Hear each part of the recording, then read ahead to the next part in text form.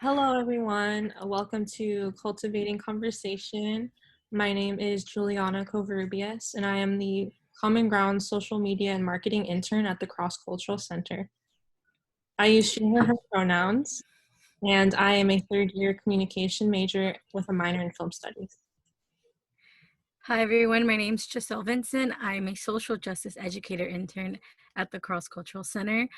I use she, her, hers pronouns. I'm a third year, and I am a poli-sci and ethnic studies double major. Hey everyone, my name is Mustafa Bakai. I use he, they pronouns. My major is physiology and neuroscience, and I also have minors in global health and literature and writing. I am one of two Joy de la Cruz art and activism interns here at the Cross Cultural Center. Welcome to our podcast called Cultivating Conversations. Our topic today will mainly be focused around performative activism and performative wokeness in academia, but also structures outside of that. We will be following a very informal flow of just our thoughts and be in conversation with each other. And these were just a couple of ideas that we had where we wanted to get started. So, something that Juliana, Giselle, and I were talking about is who owns language, and this idea that in activism, sometimes a lot of the language, a lot of the ways that people are able to process social justice and communicate it comes from West centric academia. And this is something that has been deeply troubling for me because I think people who are from these communities who do have those processes and like have those different kinds of experiences don't necessarily get access to the same kind of language that academia and West-centric academia has. And so we wanted to kind of deconstruct what it means to be able to own that language, to be able to own that activism, and who gets to create these resources for social justice spaces. Yeah, going off of what Mustafa said, I've noticed, especially more recently, a lot of people on Twitter voicing the same concerns of the text that we read in a lot of classrooms being super inaccessible because of the language that they use and these super complicated terms or super convoluted ways of saying something that can be so simple, and it just makes understanding social justice topics more difficult for people and also just complicates like our access to this knowledge. And then going off of that, nodding on, it also complicates or I guess how makes students lose motivation to want to learn and to want to bring in like their own experiences, because then you feel, or I don't know, like when you're reading a really hard text, at least in my opinion, sometimes I feel like, why am I even doing this? And like, am I even going to pass or whatever, when it comes to like reading for classes or like the material that we have to go through. So I feel like it also affects the students as well, not just like and academically, not just like in the social justice aspect. Yeah, I've been thinking a lot about like some of the classes that I've taken where there is a white professor or someone outside of the kind of communities and the experiences that we're discussing. And there's this idea that somehow degrees and qualifications and basically theology or like theoreticalness of something equals lived experience or has some kind of more credibility over the lived experience of the individuals that go through those experiences. And I just wanted to kind of bring that into the conversation as well. Like why do academic degrees within academia, why do folks who are able to process these theories and be able to publish them and record them, why do they have access to this knowledge and why are they the ones creating it? And that was a question that I wanted to pose to everyone actually. And that's something that's been in my experience where I see professors talking about Orientalism. I see professors talking about all of these different theories that impact my lived experience. And there's a little bit of a discrepancy when someone starts to speak on someone's behalf. And that is something that I've just been thinking about with my classes. And I see this echoed in students as well, where one person takes one class and then they think that they are some kind of spokesperson for that community or are able to speak on that experience. And I think that also taps into allyship a little bit, but we can touch on that during the later segment of the podcast as well. Yeah. That is a lot to unpack for sure.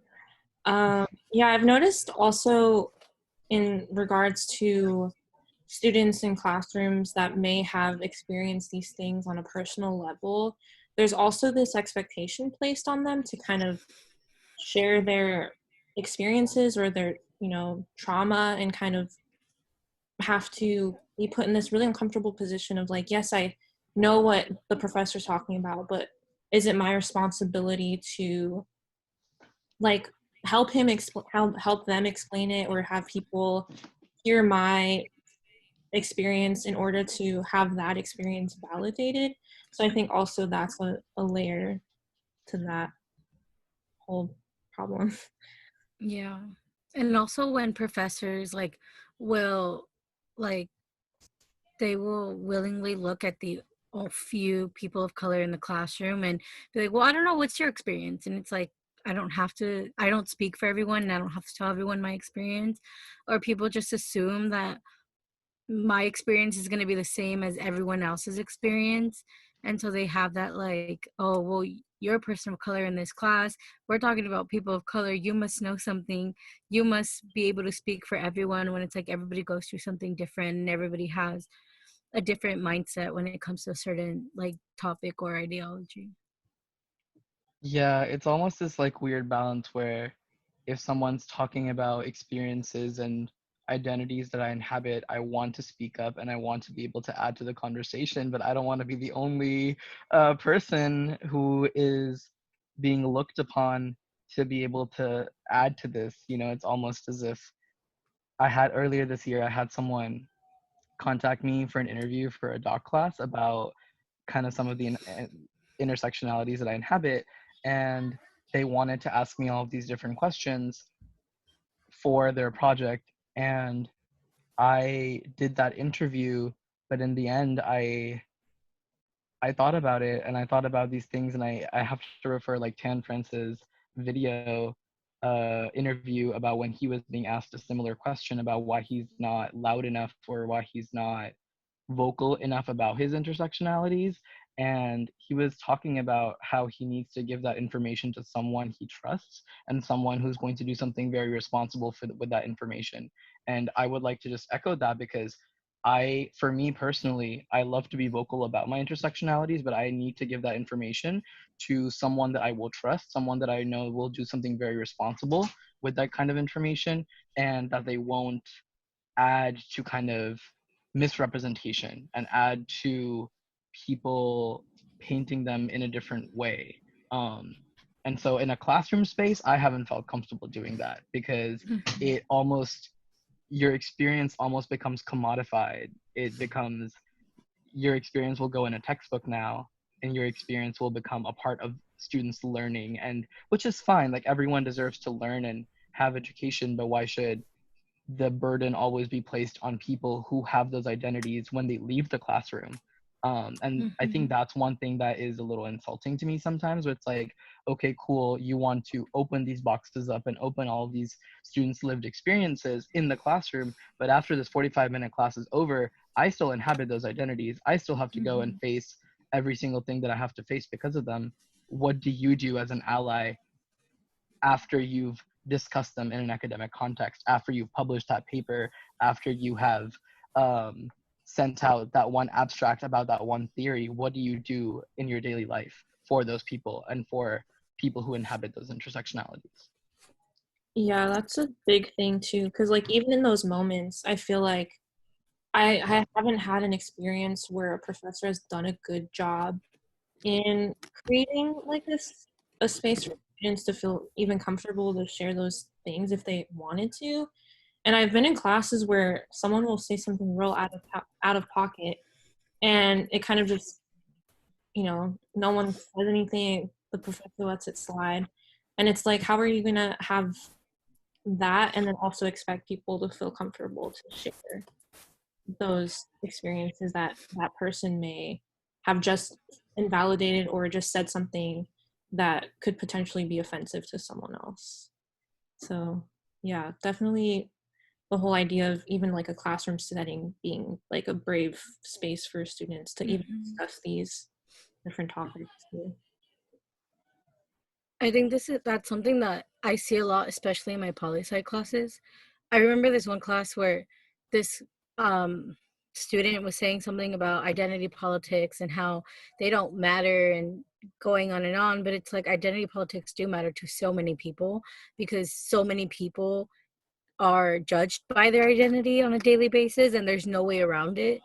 Um, and another student tried to like state their opinion and the professor just let them go at it like back and forth and back and forth, and there was really no lesson to be learned out of it, you know. And at one point the professor was like, okay, you know what, like let's just move on. But in poli-sci classes, that's all it is. It's okay, let's move on from this conversation. Someone says something that can be derogatory or problematic, they're like, okay, you know what, on to the next slide. Like we need to be able to be like unpack these things and talk about them in class, but a lot of professors aren't willing to do that, and they feel like it's not their job, but they're the ones that pose the situations. They're the ones that make the questions like, well, if you know X, Y, and Z people vote, how come people of color aren't voting? And it's like, well, you have to allow people to be able to unpack these questions instead of letting only white students answer. And when someone's trying to give you an answer, you're like, okay, this is too problematic for me and I don't want to get into a scandal, let's move on. Yeah, and I think what you said, Giselle, like I really do take issue with that idea of somehow degrees and theories and like pieces of paper and textbooks, the opinions in those things and the folks who have gathered education somehow taking precedence over folks' lived experiences. And I Mm-hmm. think like that's something I'm still thinking about is like what qualifies an institution to be able to publish these things about people's lived experiences. What credibility do they have? Like why do we give credibility to things that are on paper or things that are Mm-hmm. published in English? Like why are we giving so much credibility to academia to be able to decide these things when folks outside of academic structures face these things on a daily basis but might not necessarily have the vocabulary to express those things in a communicable way, like talking about neoliberal capitalism, talking about like misogyny, talking about all of these different terms. A couple of years ago, before college, I had experiences that aligned with these terms, but I didn't have these terms. So Mm-hmm. yes, education opened it up for me, but also like I was still living through those things. Um, and I don't think that deserves to be invalidated within an academic setting or outside of it. Yeah, there's a lot of gatekeeping that happens in higher education, and that's a huge problem. Um, I guess to kind of begin to understand it and why the structure is the way it is, I just think that a lot of what academia is almost like aspiring to this westernized like construct of whiteness and all the things that are associated with whiteness in terms of, you know, education and reaching this certain like social status and having to climb up this hierarchy of socialization. And I think higher education is one of those stepping stones to get there. And that's why there is a lot of,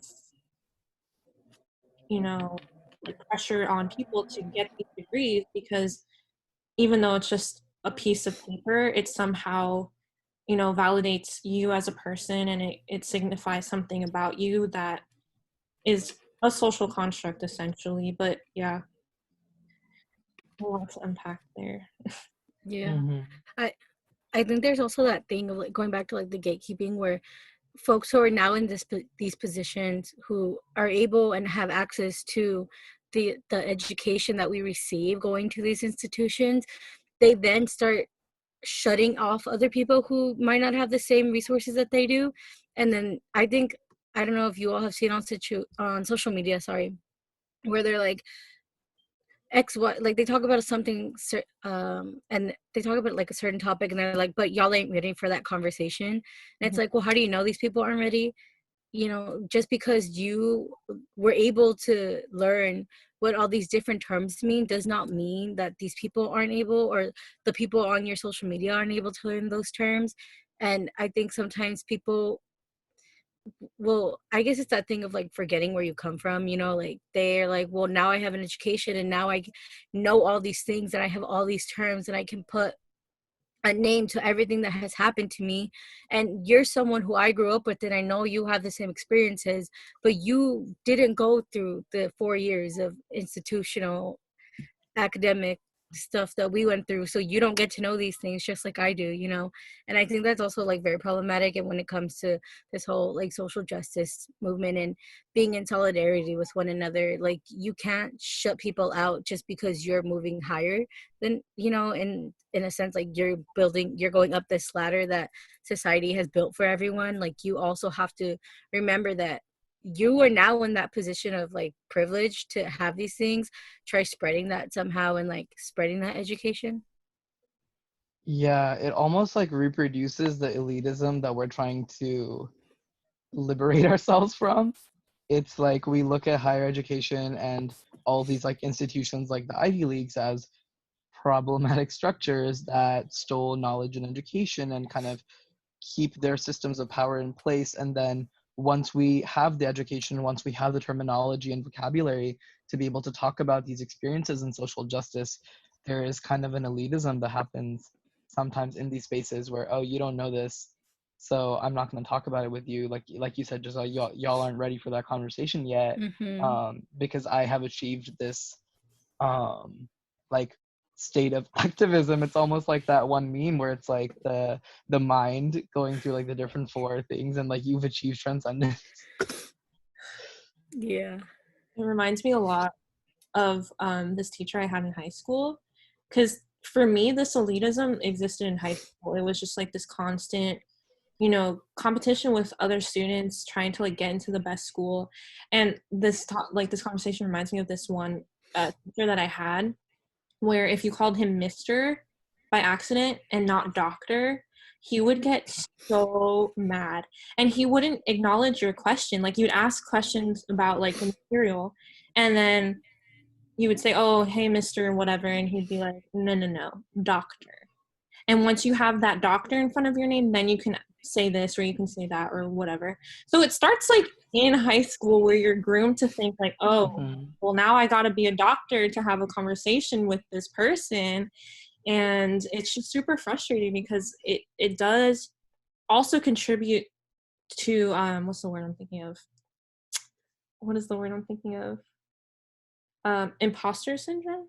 Is that the word? Mhm. It also Yeah. to that complex as well, because I've been dealing with that since like forever, and it's just like, well, I was just trying to ask a question, and now you're like assuming that I can't ask you a question, or not understand something because I don't have the word doctor in my name. Mm-hmm. So yeah, that's another thing. Yeah. I'm just really wondering like where existence like loses in of itself, like it's just you as yourself existing as a person and as a being present in a space, like where that loses credibility to be able to engage in the Mm-hmm. same way. Like it's like where at what point did I start to lose that? And I think about what you said, Juliana, about like the college, kind of that weird thing that happens in like capitalist spaces, which is like the world, um, about like from high school, ninth grade to all the way up to college, like this hyper competitive environment where it's like, I have to get into a good college, I have to do this, I have to do this to matter. And it's almost like I see high school students now assigning so much of their worth to like SAT scores and ACT scores, and like what I get to do next depends on where I go, which is to some extent true, because like resources are distributed like that, and higher institutions with more money and more let's call it like alumni legacy or whatnot and power get to gatekeep some of that information. So yes, you have more resources when you go to a better quote unquote college. But I was just wondering like when I started internalizing that for myself, because I truly believe that like, oh, these Ivy Leagues really know what's up. They really have all this history of like institutions and like all of this. And then I had to like unlearn that a little bit and be like, no, these Ivy League stole things. They stole information. They are on stolen land. Like histories of POC labor went into this. Yeah. Um, and like specifically like Black labor went into this, and like just thinking about that and knowing that history like has helped me unlearn this pedestal that we place higher education on. And I'm like, I could if I had the same resources, I could have the same formations and the same learnings outside of academia. And I'm thinking about that very consciously because I did an event about like cutie pop futurity, and it was brought up about like queer organizing outside of just academia. And I really relate to that because I'm like, yeah, like folks outside of, there are cutie POC outside of academia, there are people who need resources outside of academia who have the same lived experiences. Why are we only organizing within higher education? Um, and so it's like navigating that tension of being in this space where like, oh, we recognize it's problematic, but also we are part of it and complicit in it is I'm kind of mad about. I know I said a lot of things that were all over the place, but those are my thoughts. I think something that is happening right now on social media too, where going back to the whole idea of like Ivy Leagues and why we aspire to, go to these schools, and, these false promises that, are advertised to us that make us want to go to the school. And I forget his name, but this person right now is under fire because he started calling people out on the whole Bernie versus Biden debate. And his politics were very centrist. And people were like, okay, who are you to be saying these things? And then this person, turns out he goes to Yale. I want to say Yale, and he's the person who got in. His letter was hashtag Black Lives Matter, and he is not a Black person. And it just made me realize how academia in itself, even just the act of getting into it, is very performative. It's very much base level activism. I'm going to write hashtag Black Lives Matter 100 times. Yale's going to take me in. And the fact that his politics have not changed throughout his course in an Ivy League, it's very much the same, knowledge set he went in with is still the same and unchanged, just has also made me very skeptical, and has also like made me feel a little bit better too, because I'm like, well, I didn't get into an Ivy League, and I'd like to think that I've learned and I've grown and I'm more progressive than this person. So yeah, going back to that whole idea of like activism within college and how effective it is, and the gatekeeping that exists around activism as well. I don't know your thoughts on that. Not only that, but that the guy you were talking about, he made it seem, or like he put on this persona of how he was like, this guy and his family are rich, like they're rich and they're well off, and he lives in a really nice house, and every time he joins a Zoom call he has a background of like, I guess you could say like a lower scale home, and like he puts on this image as if he's not who he truly is, and he makes himself seem like if he's of lower class and doesn't have the same resources as anyone. But it's like, the only reason why you have this platform, and I'm sure he worked hard for what he did, and I'm sure he does a lot for where he's at right now, but like, there is money involved in there, and he is able to do all these things with that little bit of privilege that he has, and he got so much like following from this. So obviously more and more people are going to be listening to him and talking to him, but he isn't using that, I guess, clout that he has in a way to help everyone. He's using it for himself and to spread his own ideologies and to be like, look at me, I got into Yale because of this. Like, it's a more like a praise me for what I did. It's like this white savior complex type thing, like, I'm doing something good for you, like you should be praising me right now. Mm-hmm. Cloud chasing is such a real thing. Like I just realized it's like I'm not gonna name names, but like I know people who delve into politics that are not essentially theirs to speak on, or like I know folks who will kind of insert themselves into matters of like Black folks and Latinx folks, and I'm like, you don't hold these identities. Why are you speaking on their behalf? Any kind of multidimensional opinions that are coming from them should come from them. You know, like Mm-hmm. that is the community. Why are you speaking on this? And so it just really like kind of calls into question the nature of allyship that people are able to offer. Like we are talking about the kind of allyship that is like beyond that one step of, oh, so now you are educated, you have ideas about these different things, so use your privilege and your platform to spread awareness. Like we are there on that point that we're discussing. What happens after that point? Like where is the line Mm-hmm. between you are completely taking up community space, you are taking up opinions and like representation that doesn't necessarily belong to you. um and that line, like that was something that I was thinking about. And then also I was thinking about that one meme about college admissions, college admission essays asking folks of color and queer folks to perform their trauma. And I was just thinking about that, and that one meme popped in my head.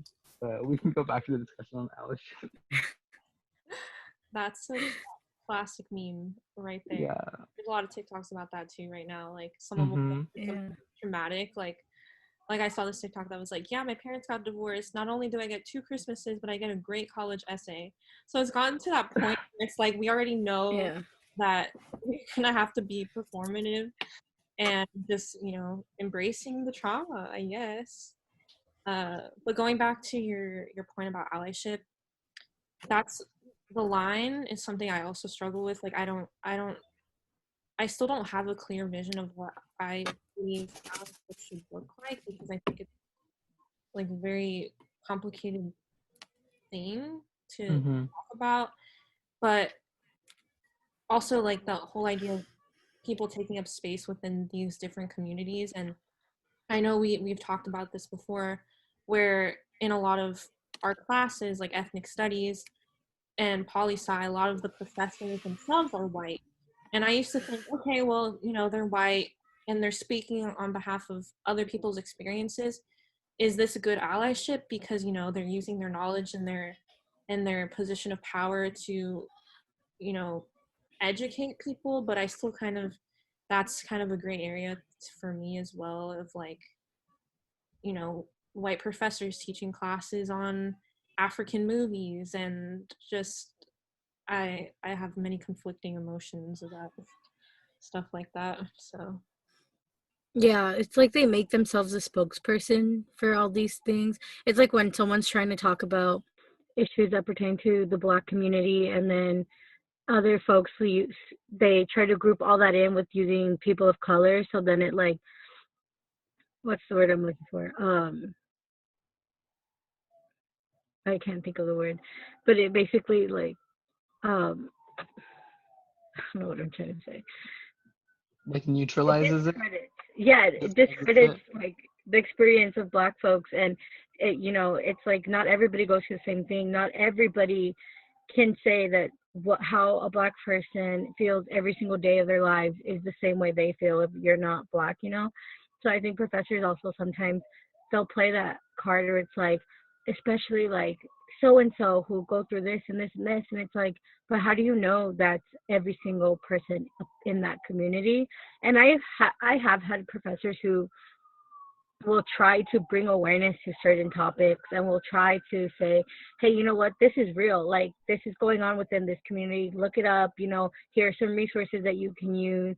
And they try their best to spread the awareness without speaking on it. But I have also had professors that are like, well, my friend is from this community and they say that this is going on, so like all these people in that community think the same thing. And it's like, well, no, they don't. Not everybody thinks the same way.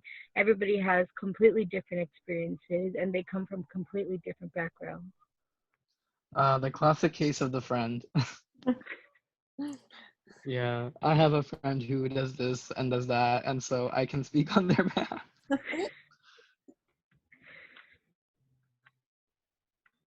Or like when they're, oh, well, you're a person of color, what do you think this group would think? And it's like, I don't identify as these with that. Like, how am I going to tell you what this community wants and needs if I don't even identify, you know? So it's like picking on people and, like, you know, again, generalizing everybody's experiences and decrediting what everybody goes through. It's like, that's not, you know, I guess these professors think it's okay, but that's something that needs to be worked on throughout all over. Yeah, and I think it's really interesting because, like, before when we were planning for this podcast, we were talking a little bit about TikTok and like visual representations where this is also popping out outside of academic structures. Yeah, like Mm-hmm. this is maintained in an academic setting, but sometimes academic settings are very formal. And so thinking about it in more accessible platforms as well. Like maybe not everyone is reading papers and like very dense abstracts, but a lot of people that I know have TikTok, and Mm-hmm. so everything that's going on with there we can bring up. But like it just made me think that like sometimes white folks and folks who don't have those specific identities, um like there's this like obsession with, and I use it in quote unquote like wokeness. There's Mm-hmm. an obsession to like cloud chasing to get some kind of weird status. Look at how like quote unquote woke I am. Look at how good I'm able to call out these people and how ready I am to cancel someone. And I think, yeah, that's just very interesting. Yeah, that ties in pretty well with the most current TikTok news that's popping off right now, where this user was called out for having said something, the N word, in like a video of hers, I think less than a year ago. And um, this whole incident brought up a really interesting question for me of like, where's the line and how do we hold people accountable on social media when people are being problematic? Because it happens all the time.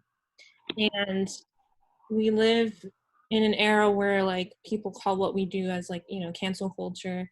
And to me, cancel culture doesn't seem that effective. So just talking about more effective ways in holding people accountable would be really interesting to delve into, because just like our earlier conversation about allyship and what that should look like, I think the same thing with accountability on social media and even in real life is a you know, multi-layered issue. Mhm.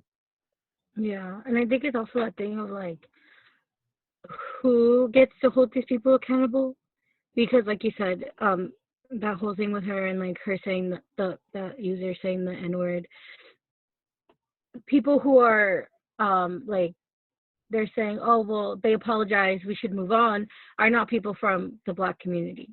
These are people who are their fans and people who want them to continue making content and want them to continue to gain followers. But it's like, it's not you are in no position if you do not identify as a Black person to, you know, say, okay, well, she apologized, she did a, you know, a notes app apology, posted it on her Twitter, let's move on, she's sorry. Like, how do you know? I guess also, like, how do you know that this person didn't just do it because they want that clout and they want to keep clout chasing and they want to like get up there? Because again, I'm pretty sure like TikTok would have still, if this wasn't a big thing and it didn't blow up as much as it did, TikTok would probably still be showing this person all over everyone's For You pages, and their algorithm has still been the same since the beginning. So it's like, who gets to keep these people accountable, and how effective is it that people are out here saying, well, she apologized, she said she's sorry, let's move on, you know, or they, any, you know, any user influencer. Yeah, that makes me think about something that happened recently on RuPaul's Drag Race with that one guest star. What's his name? That Jurassic Park dude. Oh, Um, Jeff Jeff Goldblum. Goldblum, yeah. Yes, Jeff Goldblum. So there was like a challenge where the queens had to do kind of like a patriot act or like a patriot costume or like a patriot kind of competition thing. And so one of the queens dressed as like one of the white founding fathers, and then the other one who was of Iranian descent dressed in like this really cool kind of like modest clothing that was like the American flag, and then the scarf, and she was wearing a headscarf that was like blue and like the stars on the American flag. And Jeff Goldblum asked her, and he was like, are you religious? And she was like, I am not, but this is to represent the marginalized religious minorities that also live in this country that deserve visual representation. And he was like, well, that's so interesting though, because isn't this a religion that is anti-LGBT and anti-women? And he really went there. And so this has been all over Twitter recently, and there's a couple of folks who are aggressively calling him out, and like, this is very harmful to LGBTQI Muslims. This is harmful. Like, perpetuating this narrative is Islamophobic. Um, it's, this is a very harmful narrative. Stop perpetuating it. I don't need this right now. There's those threads, and there's also threads of like, oh, he was just genuinely curious. He's not posing it as something that is like a wrong question. Let him be. Those are fair questions. And then there's also gatekeeping is like, as a drag queen, I think um like, I think it was a totally valid question, and this is a white drag queen saying that. And so it's like, who and what sets these boundaries of like Mm-hmm. where we're holding each other accountable. With the specific incident, I'm just like, my own personal opinion is that, yeah, like, I'm sorry, but you're building into the Islamophobic narrative of why people orientalize the religion and like racialize it, and a lot of race-based violence that's based on religion, people who occupy those like religious bodies. But then again, it's also like, did he, was it out of curiosity? Like, do I owe him the benefit of the doubt? I don't think so. But people are saying, oh, what if he was genuinely curious? And I was like, well, first off, like, the onus is not on that drag queen to educate him. Like, it's not the responsibility of the person to educate him. It's a choice. But is it an expectation? Like, so a lot of people in the comments are going off. I don't think so. And it's just like that weird space, and that like holding that weird tension of like, when do you educate someone for allyship and when do you cancel them? And Mm-hmm. yeah, that's like the tension that I think about every day. I'm like, I have no idea. Yeah, um, that's interesting. I did not see that on Twitter. Also, yeah, I feel like I don't know everything, but it seems like one of those things where also he tried to be woke, he said something just for the sake of sounding woke. But I read uh, an article recently about um, all these different forms of unpaid labor that happens on the internet, and most of it falls on the shoulders of queer and Black women of mhm, color, and how a lot of people take it upon themselves to call out and educate people, not for their sake, but for the sake of trying to create a safe space for them to exist within the internet. And I thought that was super interesting because I was like, that is so true. Like, the internet, when it was conceived, was supposed to be the super democratic means of communication where no one's voice was privileged over another's. But then all these social hierarchies and constructs that exist have been translated to the internet.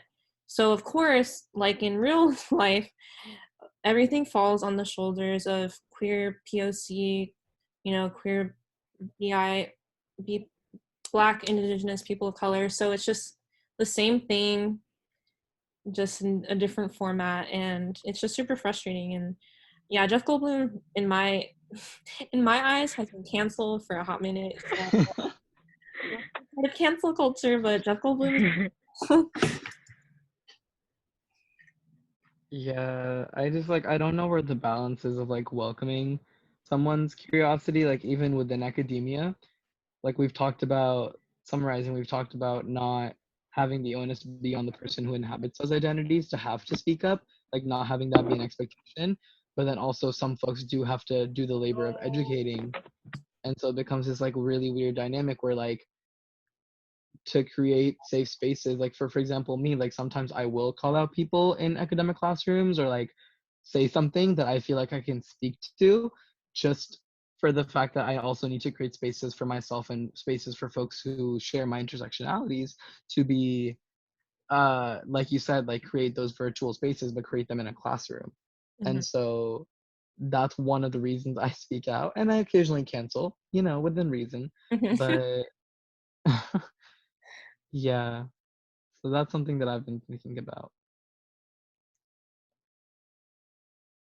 I also wanted to know what y'all thought of cancel culture being kind of this gendered thing as well. Like, I've noticed that people are way faster to cancel like women versus men, and I've seen that on TikTok a lot, where this person we were talking about earlier who said the N-word, like she was immediately canceled, she was deplatformed. But then there are other people who are men, who identify as men, who have also done the same thing and are still on the platform, are still thriving. So part of me also would like to add that kind of analysis to our conversation. Like, have y'all noticed that as well? Or do you think that's a thing? Or I don't know.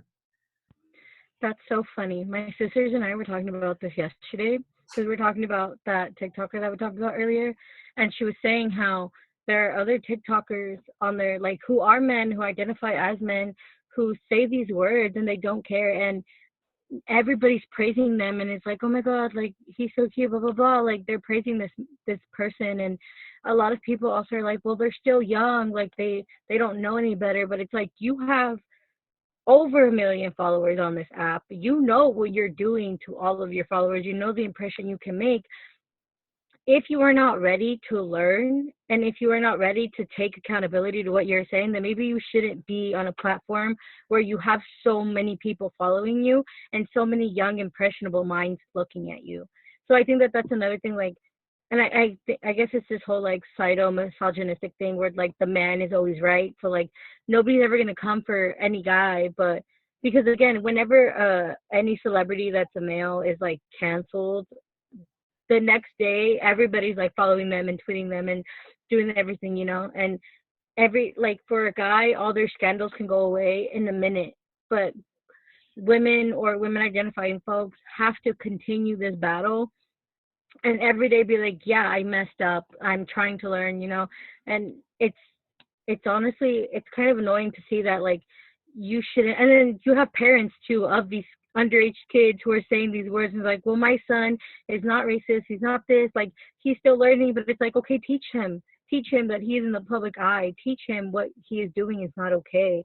And I guess it's also that thing where like parents, and I guess it falls on the parents a little, because it's like you are teaching your child a certain way. It might not 100% be them, but like nobody is born, racist or conservative. Like this is something that they grow up with. This is something that they hear, and I guess in the Latinx community, it's like a really big thing where like the N word gets thrown around like if it's nothing. And so people grow up, and I know I grew up hearing that from everyone's mouth 24/7, So it was like having to unlearn all those things. And I guess it's not, it can be very hard when you're in the public eye with so many people following you, because there is no room for mistakes, because everybody's expected to be perfect.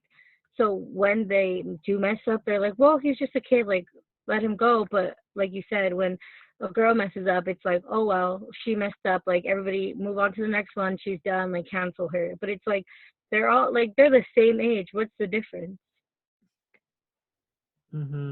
Yeah, I was thinking about that with like how it is gendered against like women and queer folks and femmes. It was, I think, a lot of people very easily cancel those folks, and then with men I see like you said, Juliana, like one day and then the next day there's like a list of like, but he's done this, but he's done that, like all of his accomplishments, look at how bad he is, but also here's all the things that he's done that are cool, um by like media narratives. And then also just people like in the comment sections, there's always a Karen, sorry Karen, but like um there's always someone who feels the need to defend that person. And Mm-hmm. yeah. It's super, super duper frustrating for sure. And yeah, I don't know. It just goes back to like calling out and educating people. And at one point it's just like, I'm tired. Like, I'm just Mm-hmm. tired of the same cycle over and over again. And but then that's why it's important to have these conversations, because then it's like Yeah. you can begin to see the patterns and try to like address the root of the problem. And but that's also, I don't know, hard. Yeah, Yeah, but and I then feel it's. yeah. Go I'm ahead. sorry, you can go. Okay, cool. I feel like it's equally valid to not address it sometimes. Like you said, people get tired and exhausted. I know I have. And so if you want to just chill and hold space for yourself and have that be the only kind of thing you can do for a little bit, I think that's valid and fine too. Like not everyone needs to be canceled right away, and not it's not the responsibility of an individual to Mm-hmm. do that. Yeah, that's what I was gonna say. Like, to what extent do you have to like push yourself to teach everyone what's going on and to help people learn? It's like you can step back and like I feel like for me it's also sometimes this thing of like when I hear these conversations in class and sometimes I'm just like, oh my god, it's this again. Like, do we really have to go over this again? Where I feel like I don't want to say anything because it's like I know these people aren't gonna listen. I know they're not going to change their minds. So then you start to feel guilty for not saying anything. But then it's like, what's more important, my health or like teaching these people? Because again, it's not our jobs to teach everybody something, you know? And again, Google is free. You know, you can look it Mm-hmm. up if you wanted to have a conversation with someone, you know, do your research before coming at someone on Twitter, you know, or, you know, saying anything. Because again, it's like, to what extent do I have to push myself that this person who I'm trying to help teach something is not putting in that exact same effort? So why am I putting in all this effort, but this person doesn't get to put in any effort at all, yet they still get all the praise for trying to learn? Yeah, that's a big point. It's like people praise people for trying so much. Like it's like, "Oh, but she's only trying. Oh, but he's only like trying to educate himself. Like let him and this and that." What about the person who has to face the brunt of the ignorance because of him trying? Like those slip-ups. There's people who have who have to face the real consequences of that. Like Mhm. trying is commendable, but we all had to start somewhere. Um and like the Google the labor, give it all to Google. Mhm. I think And that, it's also, go ahead, Giselle. sorry, it's also that thing of like, um, at what point is it no longer them trying and them just being ignorant and not, you know, and not continuing? Like they know that they're gonna get forgiven, so they continue to do it anyway. And they're like, well, I'm still trying to do my best. Like, how long does it take you, you know, to get something down? You know, it's not rocket science to kind of just be like, you know what, I'm not being the greatest person right now. Let me take a step back and reflect on what I've just said. Yeah, there's those people, and then there's also my favorite, the devil's advocate people. Oh my gosh. I know. Oh no. And just like, in academic spaces, that's where learning is supposed to happen, and these conversations are supposed to happen. And but then there's always that one person who just for the sake of being problematic is just being problematic just for the fun of it and saying, well, playing devil's advocate here. And I'm like, no one wants that. We want No actual one. like productive conversations. Because for me, like whenever I hear that, oh yeah, I'm playing devil's advocate, it's like you're acknowledging what you're saying is problematic, and you just want to say it and then hear other people do the labor of explaining why you're wrong, even though most of the time they know that what they're saying is messy. And it's like, I that's always a frustrating moment, especially in like classes like we were talking earlier, like doc and like these DEI requirement classes where there are Mhm. people who are in those spaces that have to be there in order to graduate, and they're not there because they want to learn. It's more of just like, I'm just missing off this list. And those people I found are the ones to play devil's advocate all the time. Mhm. Yeah, like I mean, anytime I hear it, like a statement just being like, "Oh, just to play the devil's advocate, just to provide a counter argument," or even a professor asking for a counter argument, I get that counter arguments lay the foundation of critical thinking, but some things are just subjectively true. Mhm. Like some things, if I don't know if there's a counter argument against them, like I like racism and xenophobia, like where and why are you going to do that? So it's just like I get that it's trying to foster critical thinking, But every time I hear that, like my brain knows just that this is going that place, and I shut down. But yeah, for folks listening in who don't know about the DEI requirement at UCSD, that is a diversity, equity, and inclusion requirement course. I don't know how many units it is, but all UCSD students are required to take one or two courses in, I think it's about 4 units, right? Yeah, 4 units of a course that aligns with quote unquote diversity, equity, and inclusion. Yeah. And DOC, Yeah. I said DOC earlier, and for those that don't know, it stands for Dimensions of Culture, which is a requirement for Marshall College students, and it's very much like an introductory ethnic studies course. So a lot of foundation for different theories like intersectionality and other stuff is talked about. And it's the first time, I know for me, like as a first year, it was the first time, like what we were talking about earlier, being introduced to this language of things that we already had experienced but didn't know the words to explain. So doc is a good class for that. Just quick plug for doc, I guess. Yeah, I and feel there's like it's also, almost. Oh, go ahead, Jessica. Yeah. sorry. No. I was just gonna say that like that DI requirement also, like, to what extent is it actually helping anybody do anything? Because a lot of students, like myself, for example, I took up the ethnic studies minor. Originally, I had a minor because of what was going on in my poly classes, and I could just not be a poli sci student full time and hear everything all the time. So then I was like, I need something that's gonna help me like center myself and like come back, and kind of let off some steam. And that's why I turned to ethnic studies, because those of the classes are very helpful. And so then I was like, having those people in that class, like a lot of students have ethnic studies as a safe space, and that's their safe space, and that's where they go to be, like, just so that they are able to be within community and be with people who might have similar experiences as them. So it's almost like these people, well, again, are invading spaces that should not or don't belong to them, especially folks who like just don't care, to be there. And they make that very prominent at the beginning, like, you know what, this isn't in my major. I just have to do this so I don't get kicked out of the school. And it's like, well, there are other people here who actually really do care. And that I don't know if that requirement does as much good as they believe it does. Yeah, I think if you're interested, definitely look at the history of the DEI requirement and why it became a thing, and look into the problematic event called the Compton Cookout that happened at UCSD. And I don't know if we should go into it specifically right now, but it's a lot. So I would suggest That's a whole looking. podcast in itself. Yeah. That's a whole podcast and several years of student activist labor in of itself. So I would suggest looking that up and educating yourself on that. But that is something that our campus UCSD initiated in response to, I don't even know, like getting students in line with values of diversity, equity, and inclusion. Yeah.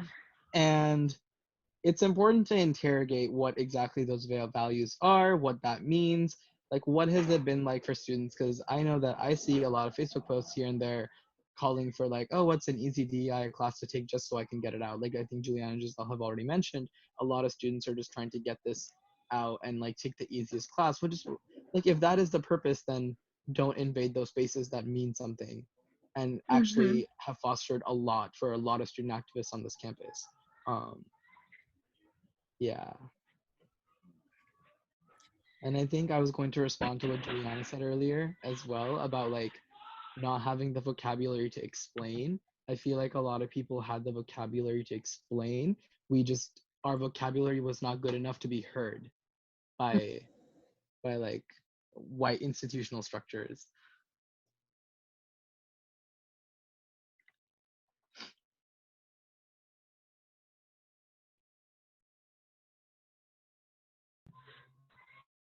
Yeah. That whole, like, there's just so much that goes on within the academic setting that it's like, how do we, I don't know.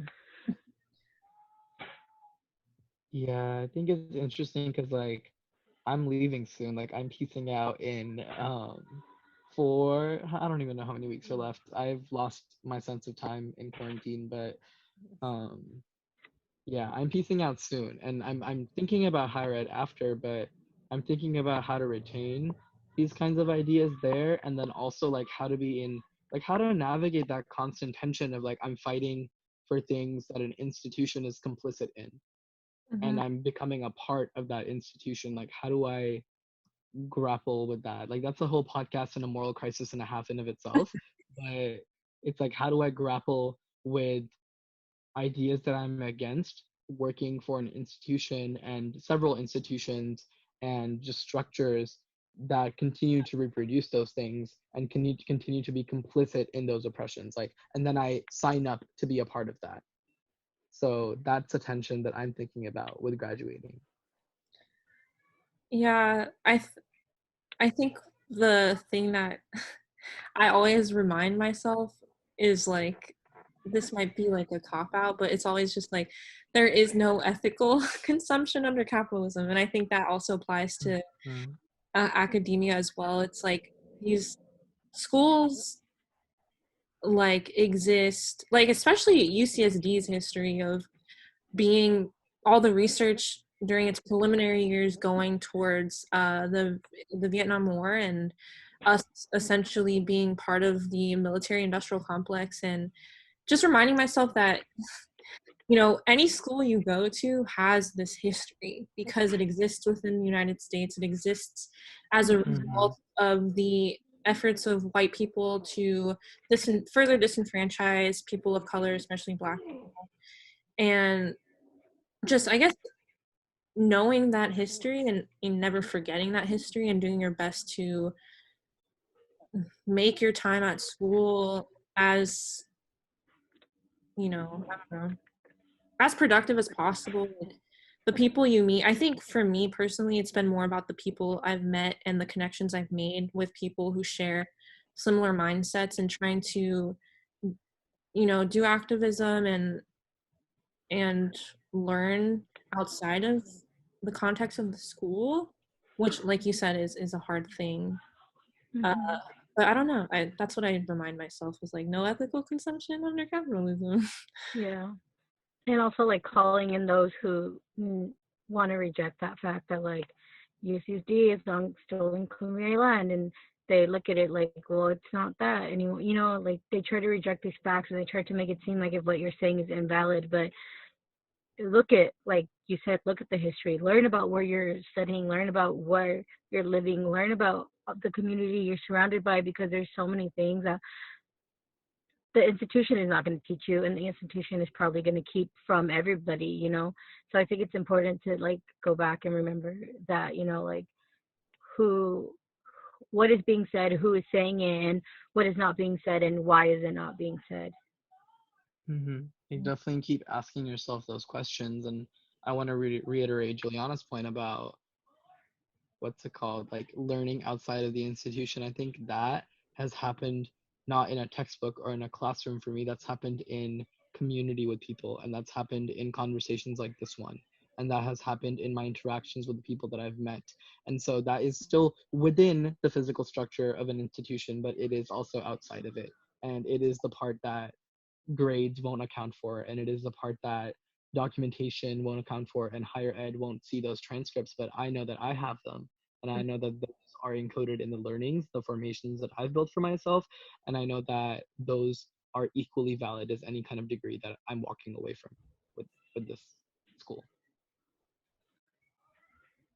I think that's a really good way to also address the thing you talked about of like a piece of paper having that much meaning and power. I think like maybe not giving it that much power, like realizing that your knowledge and your skill set is beyond that piece of paper and kind of valuing yourself and your experiences outside of these labels and these false accolades and stuff like that. I don't know. Yeah. Yeah, definitely. I think like all three of us, we all have like a lot of things to contribute in conversation and in like things outside of just our majors or things outside of just this paper essentially that we're Mhm. working towards. It's like it's not just the paper that makes us a part of like why we're at this institution. It's also access to the people and access to Uh-huh. like these kinds of conversations. And that's like the perspective that I like to think about it, because like you said, there's no ethical consumption in capitalism, so like there's nothing you can do essentially outside of like decolonizing your mind to like this and like giving yourself the access to, yeah, it'll make me better employable to people, and yeah, people will like respect the piece of paper, but I know that that's not what that piece of paper means to me and Mhm. my years here. Mm-hmm. Reclaiming our own Yeah, labor. claiming your labor. Yeah. Okay, well, thank you folks for tuning in and joining our ranty podcast, but I will let Juliana and Giselle also close out with what they want to say. I just want to thank you all for being in conversation with us. It's really cool to be able to have these free flow conversations, and I really enjoyed them.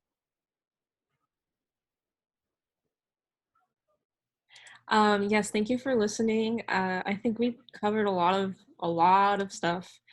Um, and yeah, I hope y'all enjoyed listening, and let us know what y'all think in the comments down Mhm. below, because this will be on YouTube, and like we said, having these conversations are super important. So feel free to leave your thoughts and concerns, and I'm open to, constructive criticism and different opinions and Mhm. viewpoints. But yeah, I had a great time. Yeah, thank you all so much for listening in. Again, let us know what you think. We all obviously have different opinions and have different mindsets on this, so definitely let us know in the comments what you think. We'd love to engage with you all. Thank you. See you in the comments. Bye. Bye. Have a great rest of your day.